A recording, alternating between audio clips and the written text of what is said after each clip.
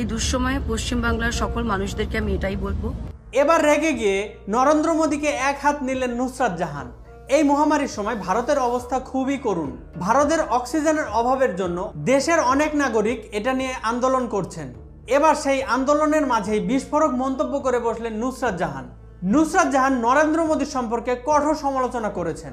এর আগে থেকে আমরা জেনে আসছি যে ভারতের বিধানসভা নির্বাচনে নরেন্দ্র মোদী এবং তার দল বিজেপির উপর তৃণমূল কংগ্রেস এবং নুসরাত জাহান শুরু থেকেই সোচ্চার। তারই রেশ ধরে নুসরাত জাহান তার টুইটার পেজে একটি ভিডিও পোস্ট করে নরেন্দ্র মোদীর সমালোচনা করে লেখেন, আমরা নিঃশ্বাস নিতে পারছি না কারণ নরেন্দ্র মোদী এই সময় দেশের বাইরে অক্সিজেন রপ্তানি করছে, যখন দেশের মানুষেরই অক্সিজেন দরকার। এবং তিনি আরও জানান যে ভিডিওটি তিনি পোস্ট করেছেন সেই ভিডিওটি দেখে তিনি কেঁদে ফেলেছেন এবং এই অবস্থার জন্য নরেন্দ্র মোদীকেই দায়ী করছেন। তিনি আরও জানান দেশের হসপিটালগুলোতে